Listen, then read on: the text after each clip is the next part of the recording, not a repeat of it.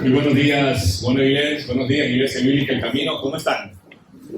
Bien, listos para hoy. Espero que estén bien ustedes. Estoy bien animado yo y agradecido con el Señor por los testimonios de muchos de ustedes.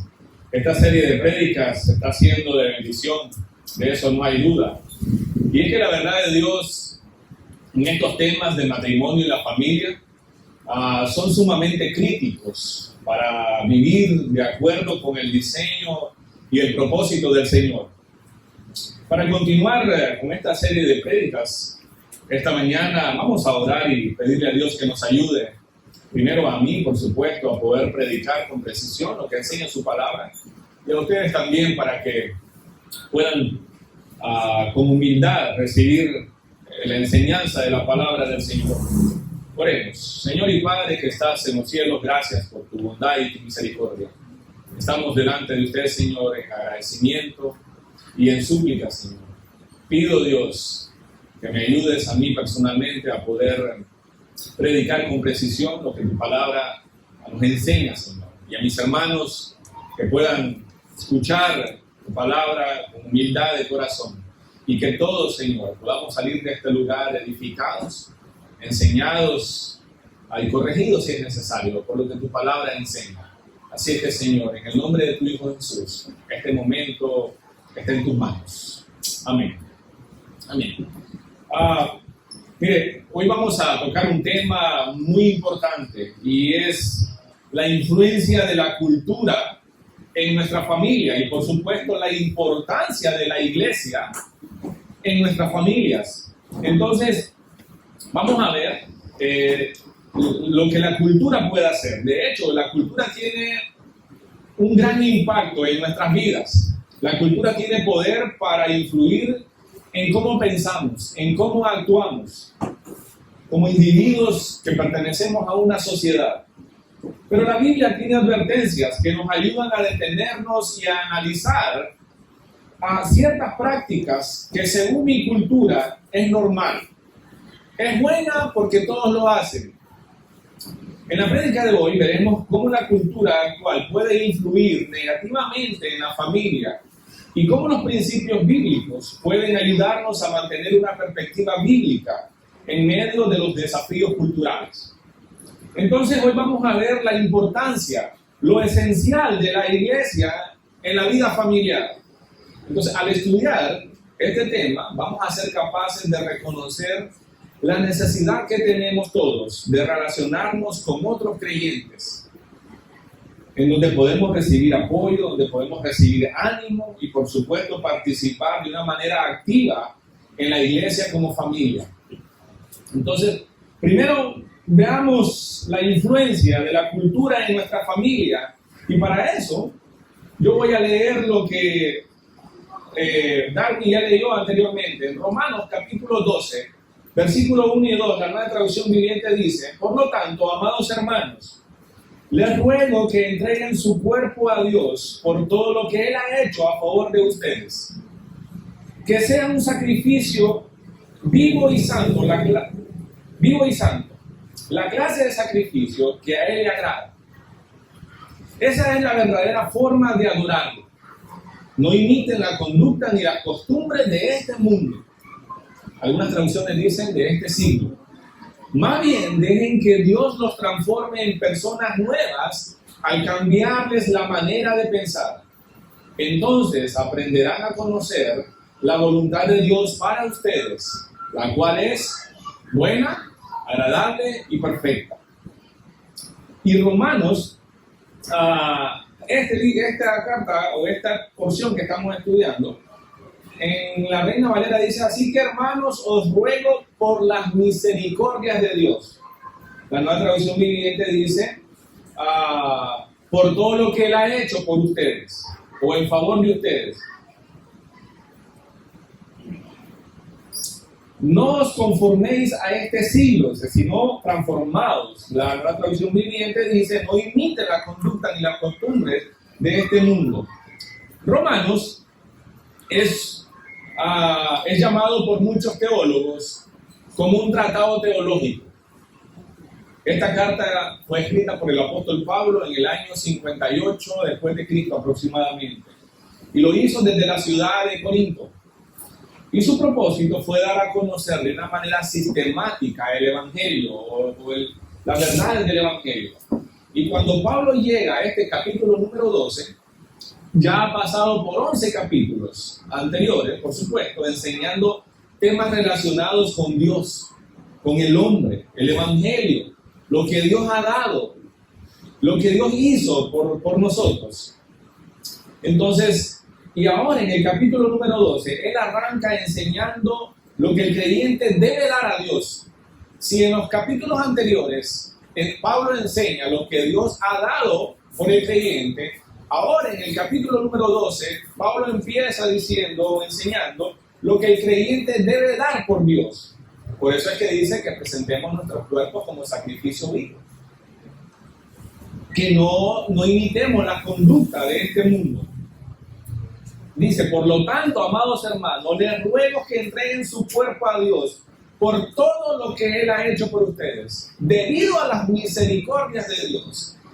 A causa de eso, a causa de lo que Él ha hecho por nosotros, a causa de retener el castigo y darte misericordia, darte un favor inmerecido, darte gracia, a causa de eso deberíamos entonces, dice el apóstol Pablo, entregar nuestros cuerpos como un sacrificio vivo.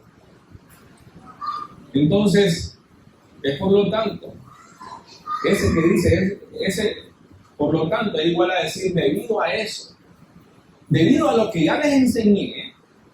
¿Y por qué Pablo habla así? Por supuesto, voy a decirlo de esta manera, por la poderosa influencia de la cultura en el diario vivir del creyente y por consiguiente en la familia. La cultura tiene un poder desmedido para influir en la vida del creyente y por supuesto en nuestras familias, ¿no? En incluso cómo nos vestimos, cómo hablamos, cómo educamos a nuestros hijos. Entonces, Pablo hace un llamado urgente a no imitar las costumbres ni la conducta de este mundo. Cuando dice este mundo, es este sistema pecaminoso. A eso se refiere. Miremos entonces la influencia o el impacto de la cultura en la familia. Miren lo que la cultura puede estar haciendo. La cultura puede estar dictando valores y creencias. La cultura puede estar dictando valores y creencias. La cultura en la que una familia cristiana se desarrolla puede influir en los tipos de valores y creencias.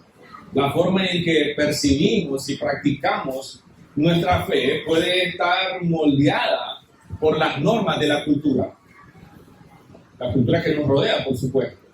E incluso, miren qué interesante, miren cómo afecta la cultura chinandegana al cristianismo. En serio, pastor, sí.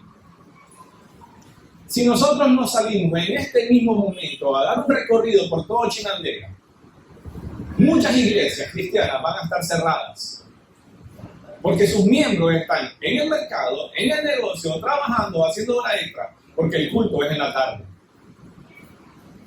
Y a la mayoría de líderes les encanta y promueven eso porque saben que sus miembros llegan con los bolsillos llenos a depositar sus pactos, a hacer sus pactos.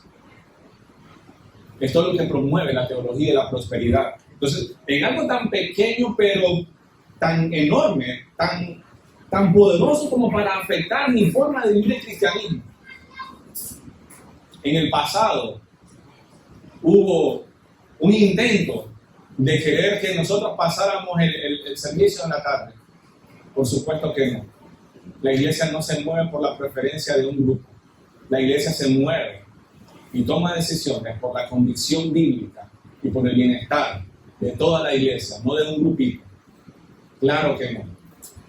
Entonces usted puede ver cómo la cultura religiosa, económica, puede influir en cómo vivimos nuestro cristianismo.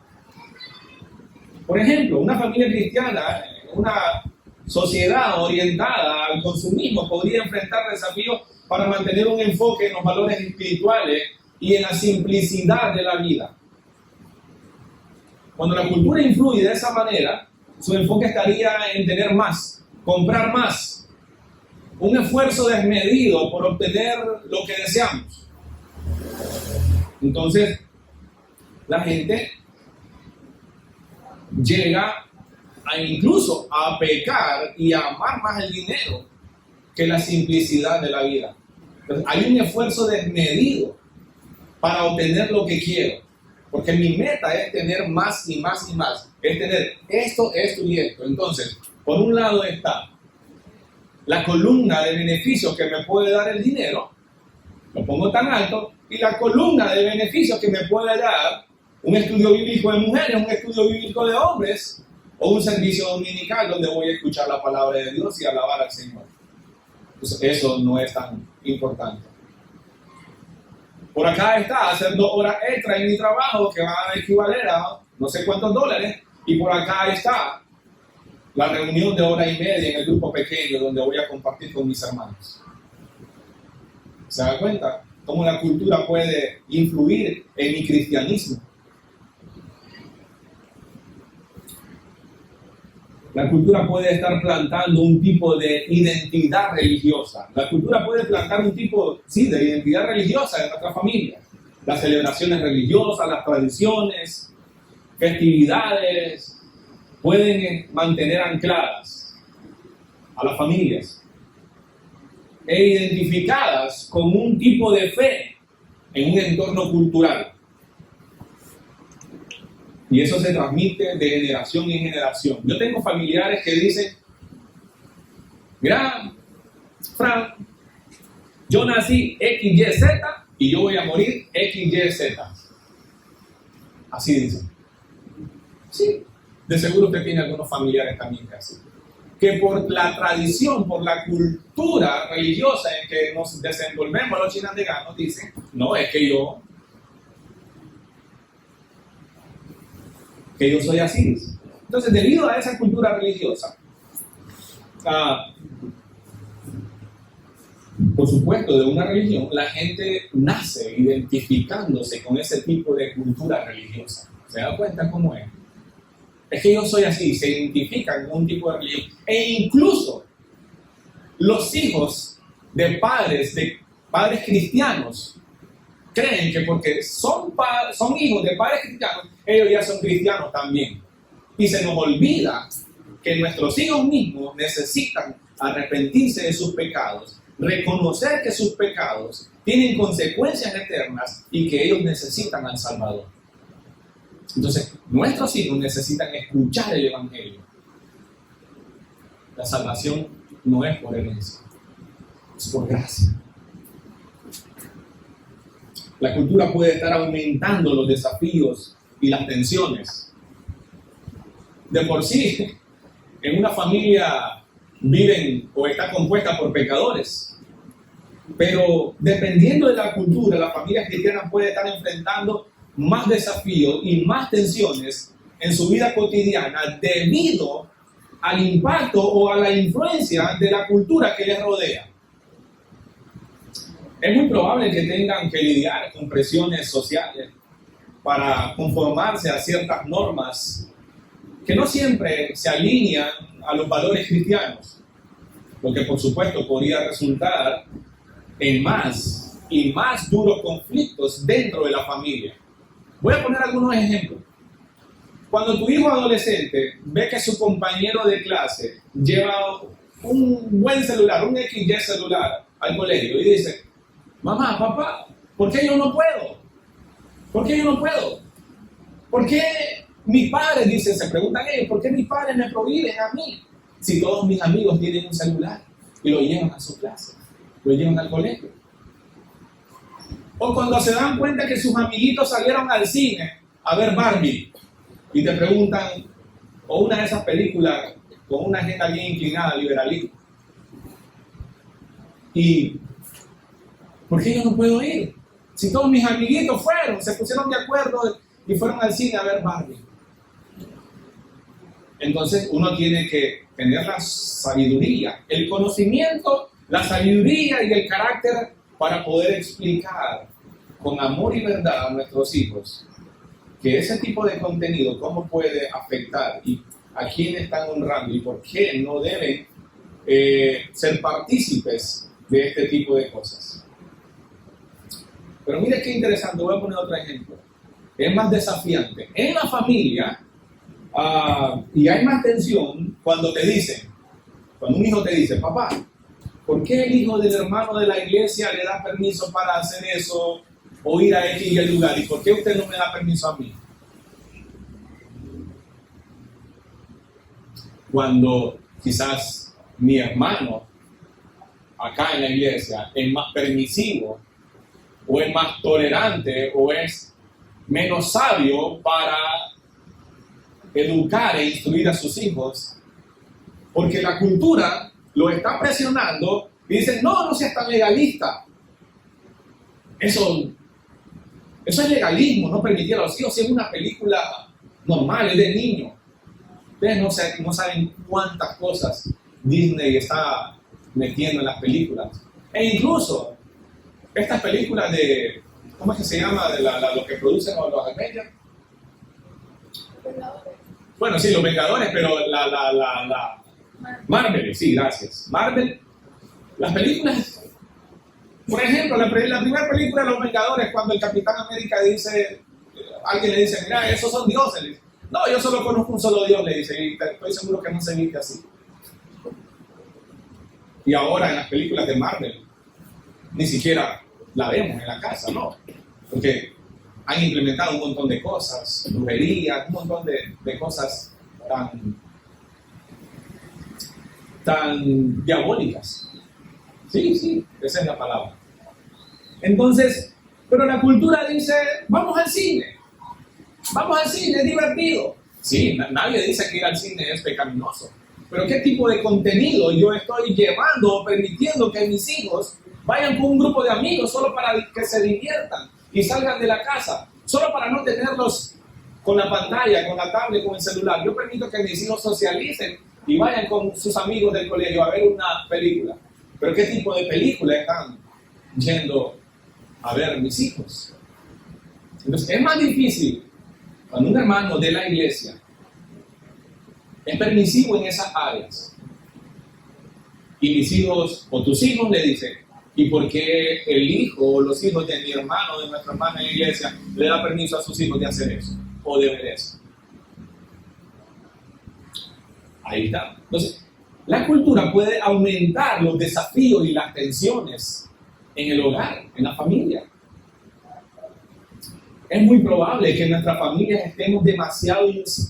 estemos siendo demasiado influenciados por la cultura sin darnos cuenta. Sí. La cultura te puede estar diciendo cómo debes vestirte.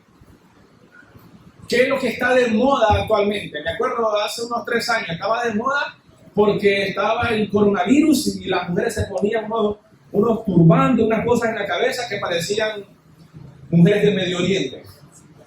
Entonces estaba de moda, eso estaba de moda. Y en el calor de Chinandega. Bueno, está bien. Si lo usó, guárdalo, espero que lo haya guardado, no sé. Pero es muy probable, claro que sí, que estemos siendo demasiado influenciados por la cultura, por la influencia, valga la redundancia, de la cultura en nuestra familia. Muchas cosas posiblemente las estemos viendo tan normal y no son normales. Miren, no es normal ni bíblico la adoración a otros dioses. Existen culturas que son politeístas. Y según Éxodo 23 en adelante, Deuteronomio 6, 14 en adelante, Dios prohíbe la idolatría. Claro que sí. Mire, existe un tipo de práctica de manera muy sigilosa que se ha vuelto o se ve normal. A muchos les encanta leer el horóscopo. ¿Cuántos quieren saber cuál es el número favorito para jugar la lotería, para jugar la loto? En los mercados, ahora es bastante común, la gente comienza a jugar la lotería, pero para poder jugar a ver qué número leen el horóscopo para ver cuál es su número de suerte. sin darse cuenta, están cayendo en las redes de la astrología. Ustedes saben lo que es la astrología, ¿verdad? Entonces desean tanto saber el futuro que acuden a este tipo de creencias. Cuidado, sus hijos desean ser astrólogos en vez de ser astrónomos. Me encantaría que mi hijo sea. Cuidado. Y solo para aclarar, la astrología es una serie de creencias, ¿no?, que trata de predecir el futuro a través de la posición o el estudio del movimiento de los astros. Pero mientras que la astronomía es la ciencia que estudia el universo entero. Entonces, cuidado con eso. Cuidado con el horóscopo. Porque eso, por supuesto, es ocultismo. Es ocultismo. Entonces, no es normal delante de Dios. No es bíblico. La cultura puede estar normalizando la inmoralidad sexual. Algunas culturas pueden tener normas diferentes en cuanto a las relaciones sexuales, con la pornografía, la prostitución, las relaciones íntimas antes del matrimonio. Y yo quiero aclarar y dar una advertencia ahorita a los que son padres. El próximo domingo vamos a hablar de la sexualidad dentro del matrimonio. Y si ustedes quisieran mandar a sus hijos de 11, 12 años a recibir clases, no hay problema, porque va a ser un tema para adultos, exclusivamente. Entonces, traigan a su invitado, no hay problema. Vamos a hablar de ese tema y lo vamos a abordar bíblicamente, con seriedad. No es necesario caer en palabras extrañas, pero sí, vamos a abordar el tema bíblicamente. En unas culturas o países, el consumo de la pornografía no se ve tan mal. Más bien se ve como algo de los jóvenes. Es normal en los jóvenes. No. Lo triste es que incluso en los círculos cristianos, jóvenes solteros y hasta hombres y mujeres casados están cayendo en el consumo de la pornografía. Antes, para poder caer en ese tipo de pecado o de adicción, tenías que conseguir una revista o un travieso tenías que llevarlo al colegio. Hoy no. Hoy solo con un clic. 20 córdobas de recarga y ya entras a un mundo donde no vas a querer salir. Y un montón de basura que vas a meter a tu cerebro. Y si sos soltero, cuando te cases, si es que te casas, vas a llegar enfermo al matrimonio y vas a dañar a tu cónyuge.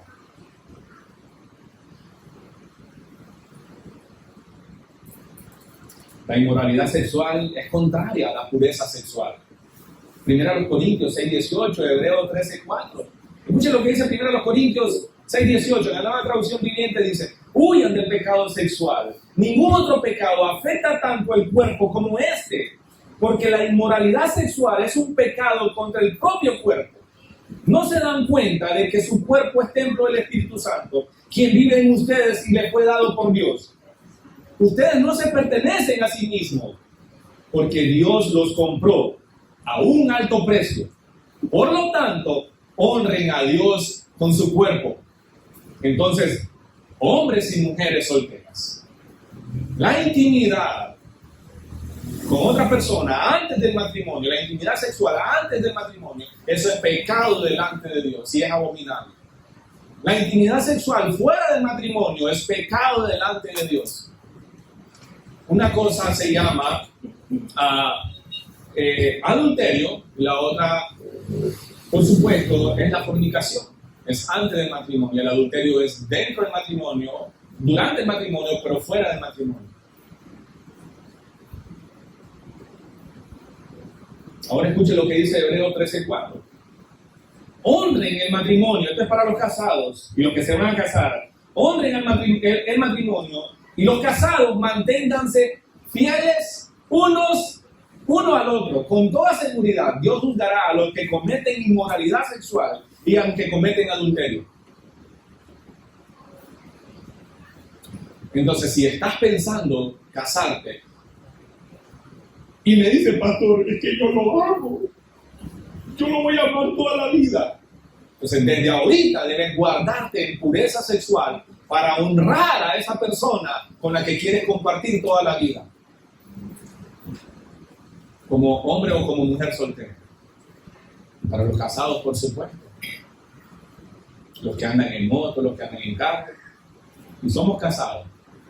Si no va a tu esposa dentro del carro, no debes montar a nadie más que no sea otro hombre, por supuesto, un amigo, un hermano de la iglesia. Y ustedes saben, mujeres, para que ustedes ya saben, yo no voy a darle raya a ninguna de ustedes si mi esposa no va acompañándome. O por lo menos yo un acompañante como mi hijo Javier o otro hermano de la iglesia. No es extremo, es una práctica para cuidarles a ustedes y para cuidarme a mí y para cuidar a mi esposa. Uno debe poner límites. La cultura puede estar promoviendo leyes humanas para el aborto, que matan a niños. En algunas culturas o países el aborto puede ser aceptado, mientras que la Biblia valora la vida humana desde la concepción. Y aquí enfatiza la soberanía de Dios sobre la vida y la muerte. Escuchen lo que dice el Salmo 139. Salmo 139, versículo 13 en adelante. Tú creaste las delicadas partes internas de mi cuerpo y me entretejiste en el vientre de mi madre. Gracias por hacerme tan maravillosamente complejo. Tu fino trabajo es maravilloso, lo sé muy bien. Tú me observabas mientras iba cobrando forma en secreto, mientras se entretejían mis partes en la oscuridad de la matriz. Me vistes antes de que naciera. Cada día de mi vida estaba registrado en tu libro. Cada momento fue diseñado antes de que un solo día pasara. ¿Se dan cuenta? Dios es el que da la vida. Dios es el que entreteje nuestros cuerpos cuando estamos ahí en el vientre, en la matriz de nuestras madres. Y las leyes humanas promovidas por ciertas culturas liberales promueven el aborto, la matanza de niños. Millones y millones cada año. La cultura puede estar también minimizando el peligro del consumo de alcohol y drogas. Si bien el consumo de vino es mencionado en la Biblia, por supuesto que el exceso y el abuso de sustancias que alteran la mente están en conflicto con los principios de ser sobrios, de no embriagarnos, dice, con vino, de no estar bajo control de ninguna otra sustancia, más bien en control del Espíritu Santo. Eso está en Efesios capítulo 5, versículo 18, 1 Pedro 5, 8, para los que anotan. Incluso la cultura puede estar empujándonos al materialismo, a la codicia, como dije al inicio. Sí, nosotros por naturaleza somos así. Y como decimos popularmente, tocaditos al mal. Y la cultura que nos empuja.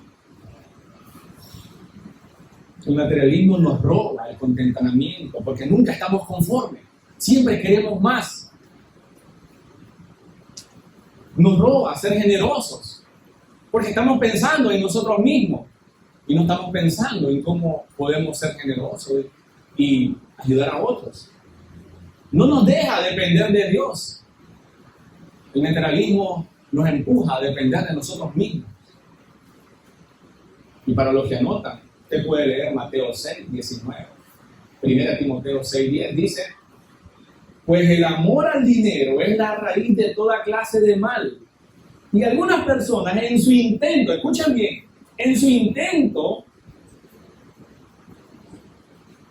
voy a repetirlo. Pues el amor al dinero es la raíz de toda clase de mal. Y algunas personas, en su intenso deseo por el dinero, se han desviado de la fe verdadera, por su intenso deseo hacia el dinero. Un deseo desmedido, desproporcionado. Quiero más, no importa cómo. Si tengo que evadir impuestos, si tengo que hacer trampas, si tengo que inclinar la balanza para dar menos y ganar más, si tengo que subirle a los precios, no importa. Entonces, estas personas dicen Por ese intenso deseo, por el dinero, se han desviado de la fe verdadera y se han causado muchas heridas dolorosas. O sea, por supuesto, salen del camino de la fe.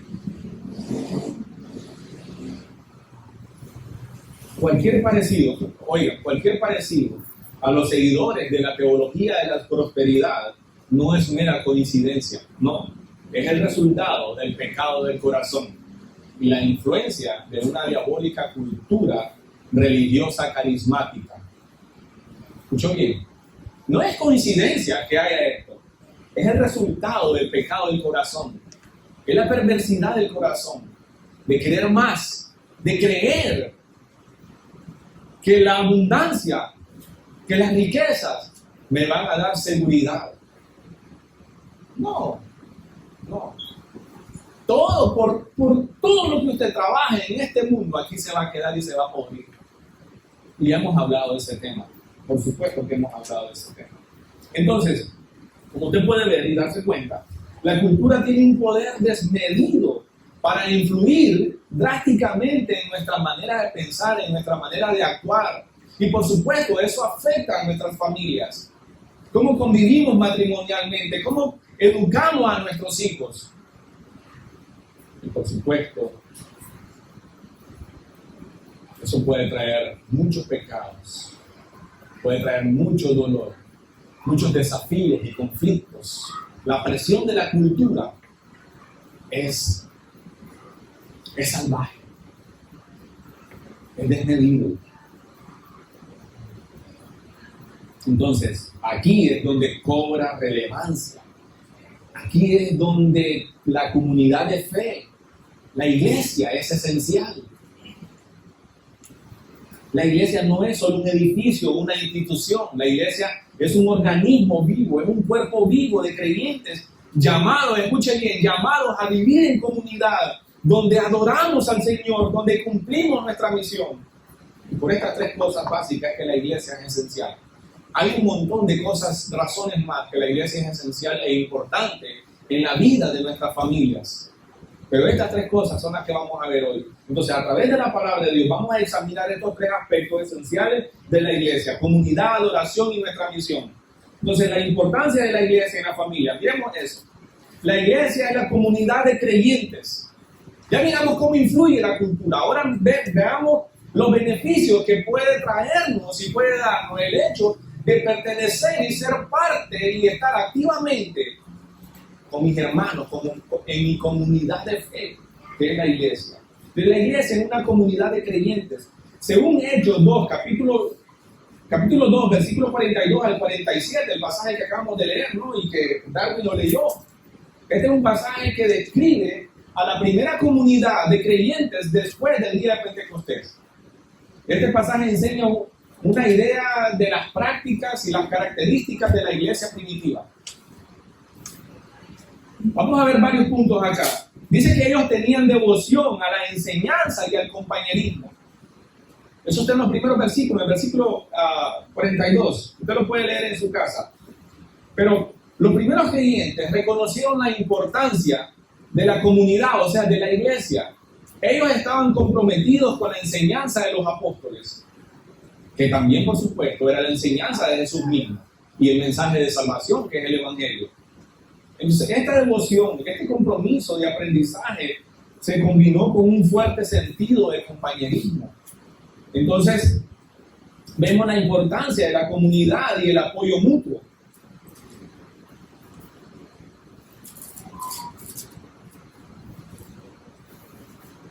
Dice, todos los creyentes se dedicaban a la enseñanza de los apóstoles y a la comunión fraternal. Ustedes pueden ver, entonces, había devoción a la enseñanza y al compañerismo. Pero también ellos fueron testigos de los milagros realizados por los apóstoles.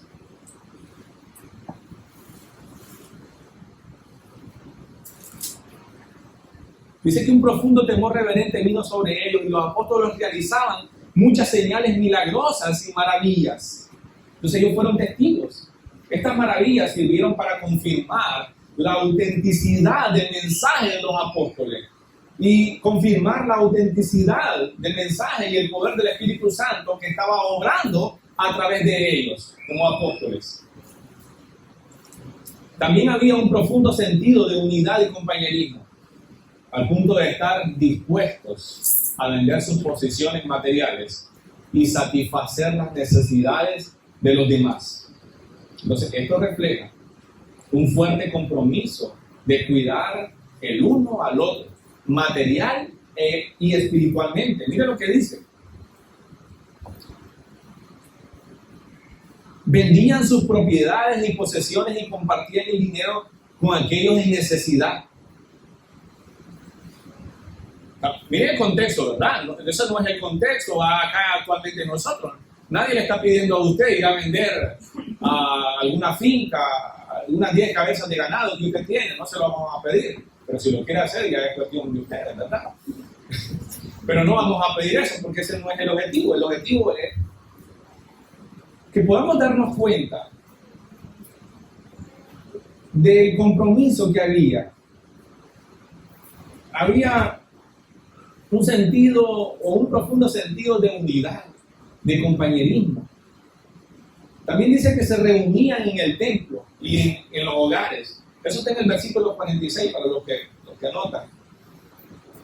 Ellos se reunían tanto en el templo para el culto público como en los hogares para reuniones más íntimas.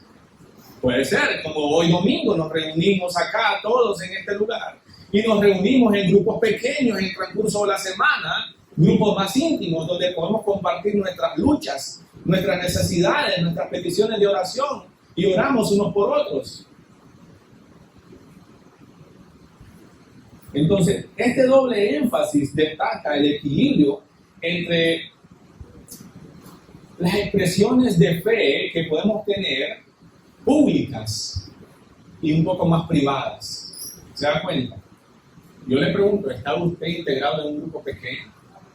¿Vive cerca de este sector?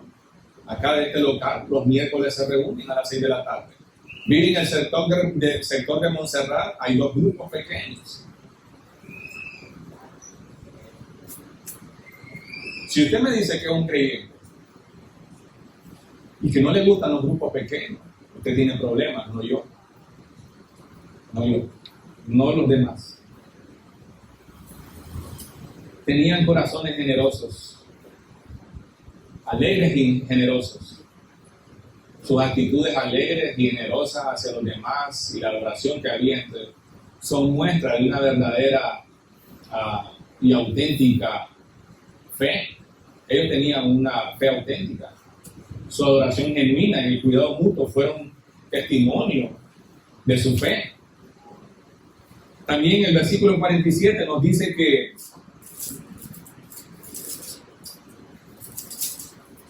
ellos crecían como iglesia y cada día el Señor agregaba a esa comunidad cristiana a los que iban siendo salvos. El Señor añadía a los que iban siendo salvos. Este crecimiento refleja la eficacia de su testimonio, el poder transformador de Dios en sus vidas como una comunidad de fe, como una comunidad de creyentes. Usted sabe que hace algunos años, atrás, hace como 3 años, mi esposa y yo tuvimos el privilegio de viajar a Israel. Y en una de esas semanas que estuvimos allá nos quedamos en un kibutz. Un kibutz es una comunidad o una agrupación de familias. Ya no existen como tales, pero quedaron las colonias. Es como un grupo de casas en un solo terreno. Un grupo de 10, 20 casas en un solo terreno. Donde las familias tenían muchas cosas en común. Un solo comedor, un solo kinder para los niños. Entonces los hombres salían, por supuesto, a su trabajo. Algunas mujeres se dedicaban al kinder, otras a la cocina, otras a enseñar un tipo de manualidad y cosas así para las demás mujeres. Entonces, en algunos países europeos existieron, pero principalmente fue en Israel, que comenzaron desde el año 1909 y en 1948 ese tipo de comunidades, los kibbutz, fueron esenciales para el establecimiento del Estado de Israel. Entonces, no me imagino, debió haber sido bonito, ¿no? Pero, por supuesto, un tipo de cultura donde tenían muchas cosas en comunes. Me imagino que había un tipo de aporte estandarizado, donde las familias aportaban para su comida. Todos se reunían a desayunar en un solo lugar. las 10, 20, 50 familias en un solo comedor, almorzaban en el mismo lugar, cenaban en el mismo lugar, sus niños estaban allí en una sola comunidad y así se cuidaban. Es solo para ver lo bonito que puede ser la vida en comunidad. Pastor, pero ¿no cree usted que es un poco, puede ser puede haber un tipo de fricciones? Por supuesto, en la iglesia también hay, porque no todos tenemos los mismos gustos, pero hay más beneficios que conflictos cuando convivimos. Si yo pensara así, no, eso de casarse porque pueden haber problemas en el matrimonio, mejor soltero. Se pierde la bendición de ver a sus hijos, de tener una esposa, un esposo, con quien compartir momentos, conversaciones bonitas. Tomarse un cafecito a las 7 o 8 de la noche con unas galletas de avena, riquísimo, poder platicar con tu esposa, con tu esposo. Los que no les gusta el café no saben de lo que se están perdiendo. Pueden tomarse un té también. Vamos a hablar, los que no les gusta el café vamos a hablar, porque creo que están en pecado. Es broma. Es broma. Entonces, miremos otro aspecto de la importancia de la iglesia en la familia, la edificación espiritual. Aquí es donde nos edificamos, aquí es donde crecemos como comunidad, como individuo también. Efesios capítulo 4, versículo 11 en adelante dice: ahora bien, Cristo dio los siguientes dones a la iglesia: los apóstoles, los profetas, los evangelistas y los pastores maestros. Ellos tienen la responsabilidad de preparar al pueblo de Dios para que lleve a cabo la obra de Dios y edifique la iglesia, es decir, el cuerpo de Cristo. Ese proceso continuará hasta que todos alcancemos tal unidad de nuestra fe y conocimiento del Hijo de Dios, de que seamos maduros en el Señor, es decir, hasta que lleguemos a la plena y completa medida de Cristo. Efesios es otro pasaje del Nuevo Testamento, y nosotros ya lo estudiamos aproximadamente año y medio, que enseña sobre el propósito y la función de líderes en la iglesia y cómo contribuyen estos líderes con ciertos dones al crecimiento y la madurez espiritual de cada creyente. Y ustedes saben que a eso estamos apuntando nosotros acá, que en el futuro mediano haya un grupo de líderes acá con ciertas habilidades, dones de enseñanza, de dirección, para que podamos guiar al resto de la iglesia. Mientras tanto, el trabajo me está tocando a mí, pero por supuesto ya hay algunos hombres que están asumiendo responsabilidades y lo están haciendo bien. Y ustedes saben quiénes son, y gracias por su servicio, hombres. Gracias. La iglesia debe agradecer a los hombres que sirven acá, a las profesoras que están allá atrás enseñando a sus hijos, a las muchachas que cuidan en sala cuna, que ahora no solo están cuidando, sino también están tratando de enseñar el evangelio a sus niños ya. De 2 o 3 años ellos pueden entender con palabras sencillas algunas verdades bíblicas. Y por supuesto, la importancia de la iglesia en la familia es que hay edificación espiritual. Miren, en primer lugar, este pasaje comienza enumerando una pluralidad de hombres dotados con diferentes dones y roles de liderazgo dentro de la iglesia. Estos hombres tenían funciones específicas que contribuyeron en ese entonces al crecimiento y la madurez espiritual de la comunidad de creyentes. Aunque algunos dones ya no están vigentes, como el don de la sanidad, sí está el don del servicio, de profecía, pero no la profecía como predecir algún acontecimiento, adivinar algo que va a pasar, no. Más bien, cuando hablamos de profecía, es la proclamación de la palabra de Dios. Entonces, por eso es necesario que los ancianos pastores no sean neófitos, sino que sepan enseñar, proclamar la verdad de Dios, la palabra de Dios. En segundo lugar, vemos Aquí, perfeccionamiento de los creyentes o la capacitación, el equipamiento de los creyentes. Entonces, el propósito principal de estos líderes es capacitar a los creyentes. Esto implica ayudar a los creyentes a madurar espiritualmente, crecer en su fe y desarrollar sus dones. Por eso es que nos reunimos. Yo me reúno con algunos hombres los sábados para estudiar un poco de teología básica. Los viernes, el viernes de por medio, me reúno con otros hombres. Los domingos de por medio nos reunimos todos los hombres acá a estudiar ciertos temas. ¿Por qué? Porque es necesario instruirnos, es necesario capacitarnos, es necesario edificarnos espiritualmente. Miren qué interesante. Los líderes de la iglesia están para ayudar a los creyentes a madurar espiritualmente, crecer en su fe, desarrollar los dones que Dios les ha dado, las habilidades para el servicio en el ministerio. Miren qué interesante. Allá en la clase de niños, sus niños participan. A veces sus niños pasan al frente a hablar al resto del grupo. ¿Cómo creen que le está ayudando esa clase a los niños? A descartar, a hacer a un lado el miedo escénico. Sus niños están aprendiendo a hablar en público. Cuando vayan creciendo y tengan que exponer en una clase frente al resto de la clase a sus compañeritos, ellos puedan hablar sin miedo. Para cuando sean hombres y mujeres profesionales, ellos puedan hacerlo correctamente. Para cuando estén acá, los hombres enseñando al resto de la iglesia, pueden hacerlo mejor que yo, que no estén con nervios, así como estoy yo.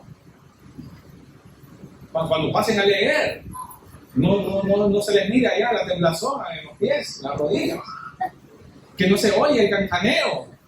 Entonces, hasta eso, pues, sus niños allá están siendo edificados de una manera integral.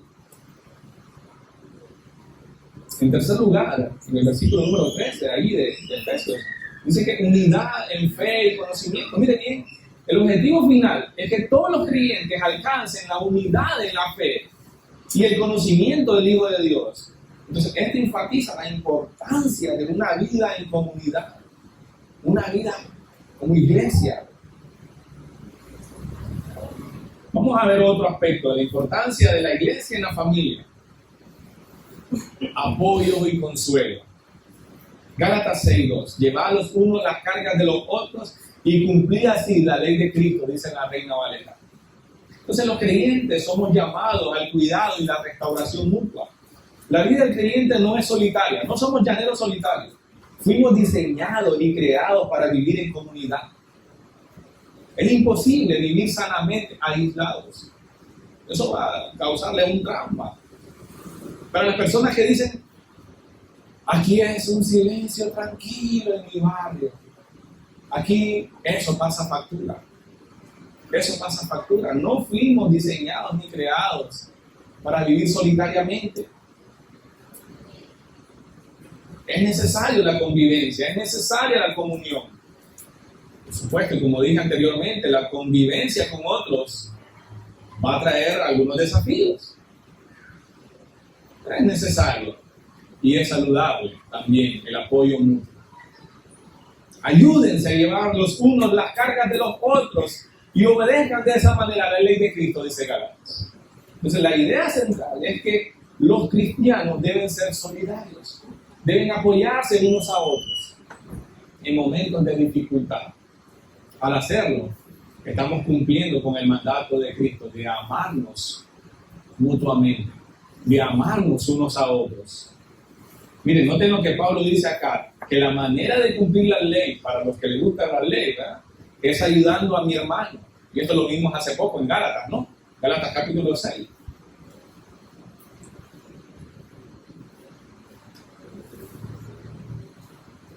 Pregunto, ¿cómo puedes ayudar a tu hermano? Haga una lista. Puede hacer una lista de cómo usted puede ayudar a su hermano. Tenemos la aplicación por último. Vamos a leer Hebreos capítulo 10, versículos 23 al 25.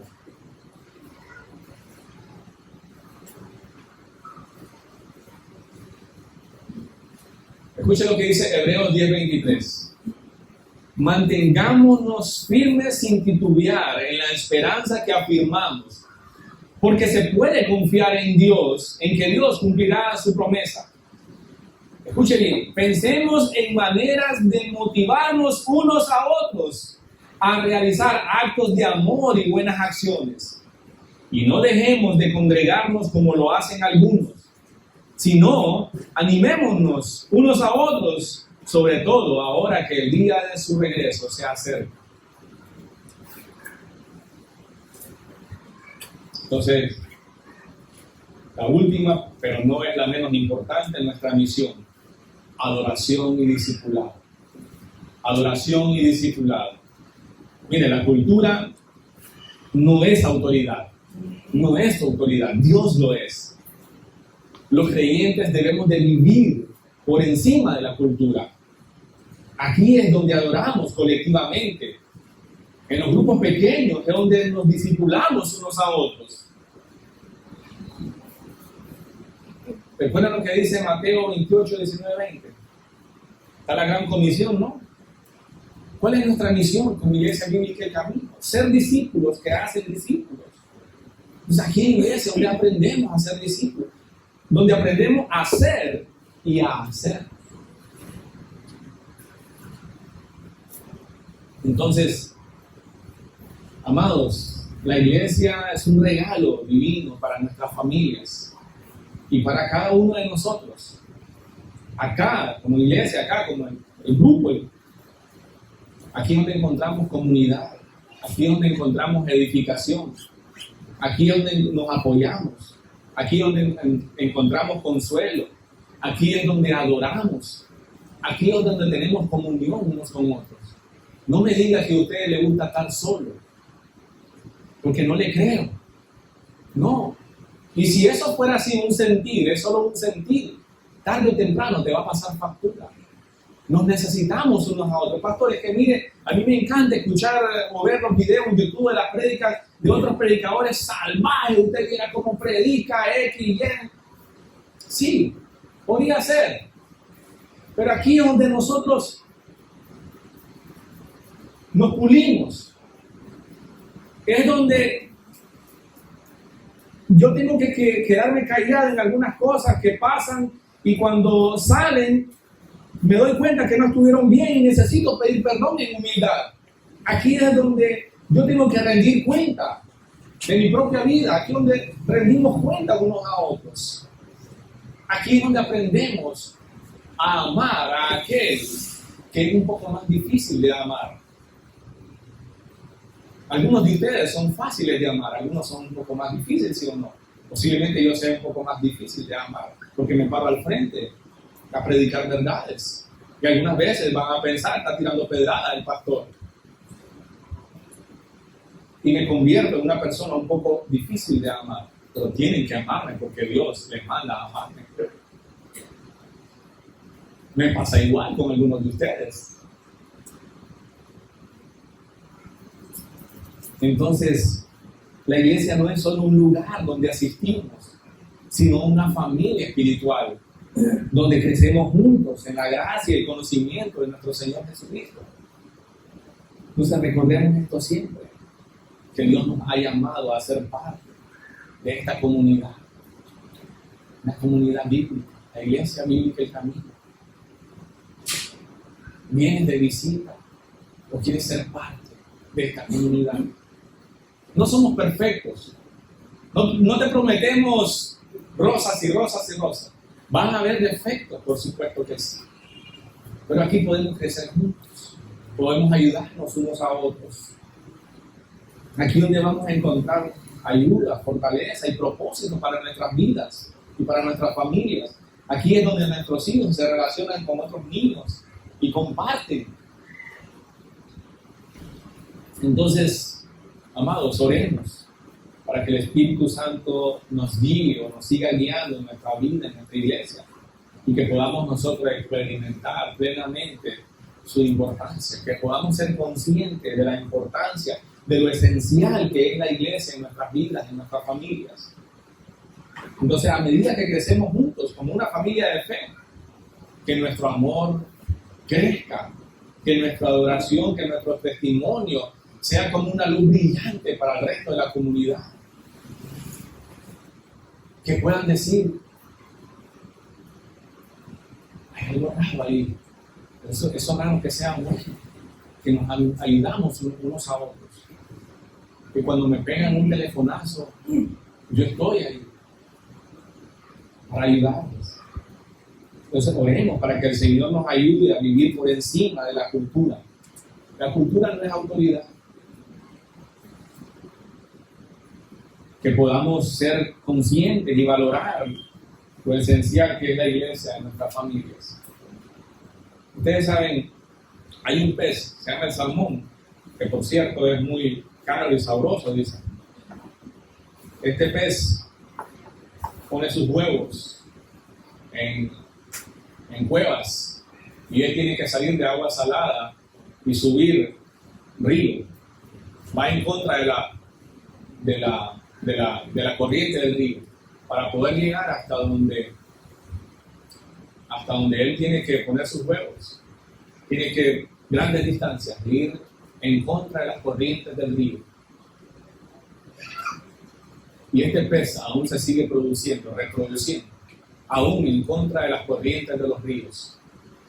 Y mientras va en contra de las corrientes de los ríos, van a haber pescadores, animales que van a querer apresarlos, pescarlos.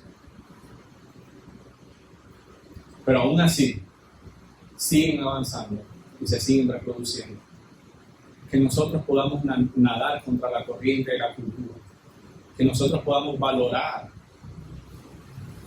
la familia espiritual que es la iglesia. No sé cuál sea su lucha, en qué área está presionando más la cultura a usted. Pero usted puede ver con facilidad que muchas de nuestras creencias, prácticas y formas de vivir están siendo demasiado influenciadas por la cultura. Yo les digo, no hagan eso. No hagan eso. La cultura no es tu autoridad. Dios sí lo es. Usted y yo somos llamados a vivir por encima de la cultura. Este libro trasciende las culturas. Este libro tiene principios divinos. Y es aquí, y es a él, a lo que nos aferramos, como comunidad de fe, como iglesia bíblica del camino. Oremos. Señor y Padre que estás en los cielos, gracias por que eres bueno con nosotros. Mi Señor, yo oro primeramente en agradecimiento. También oro, Señor, para que nos ayudes y examines nuestros corazones y nos muestres, nos reveles, Señor, a nosotros mismos si estamos siendo demasiado influenciados por la cultura. Muéstranos, Señor, qué áreas la cultura nos ha desviado de la verdad, de lo correcto.